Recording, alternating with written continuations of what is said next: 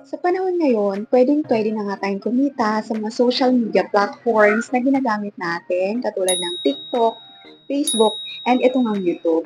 At sa video kong to, i-share ko sa iyo kung paano nga ba tayo pwedeng kumita sa YouTube and ano-ano yung mga eligibility or requirements para mapabilang tayo sa YouTube Partner Program or ma-monetize yung ating YouTube channel. And kung interesado ka, please samahan mo ko hanggang sa dulo ng video kong to. Thank you! So, ano nga ba yung eligibility or requirements para ma-monetize yung ating YouTube channel or mapabilang tayo sa YouTube Partner Program? First, guys, is kailangan magkaroon ka ng 500 subscribers. Yes, kahit 500 lang muna. And kailangan makapag-upload ka ng at least 3 video na upload mo in public.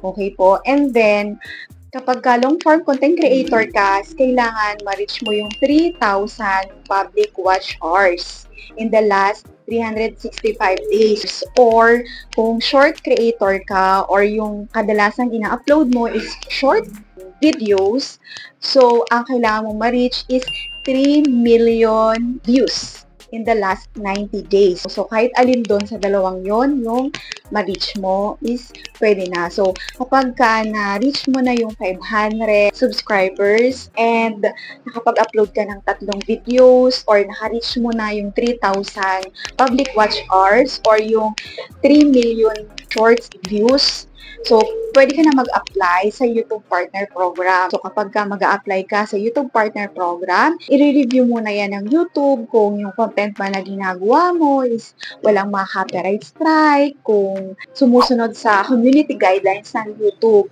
So, kapag ka hindi kasi, malamang hindi ka matatanggap sa YouTube Partner Program. So, kailangan mag-ingat tayo sa paggawa natin ng mga content and make sure na sariling atin. Hindi lang natin yan basta-basta kinukuha sa mga ibang content creator. Okay po?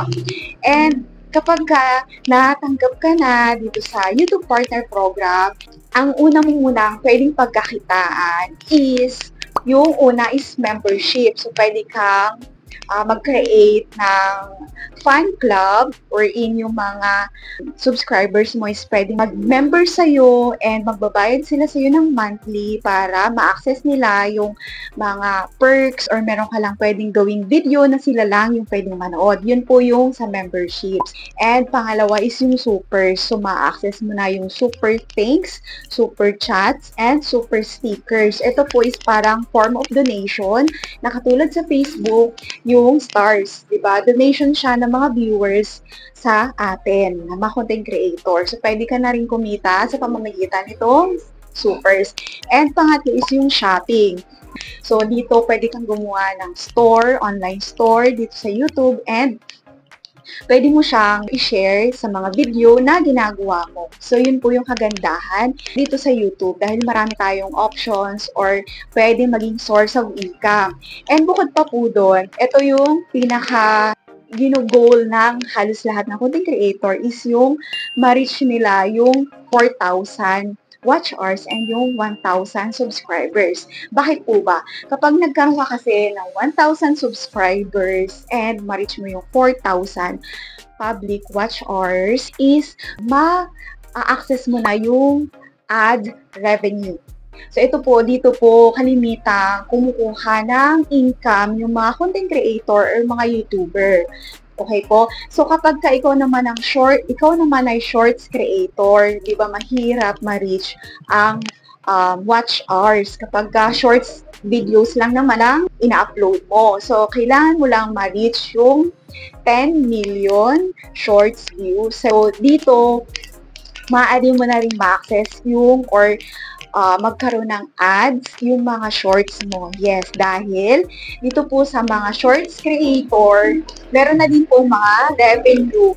Kung noon po merong YouTube Shorts Fund, pero ngayon meron na rin pong ads sa mga shorts wherein hinahati-hati ng YouTube yung revenue sa mga content creator. Kaya nagkakaroon na rin ng income yung mga shorts creators natin.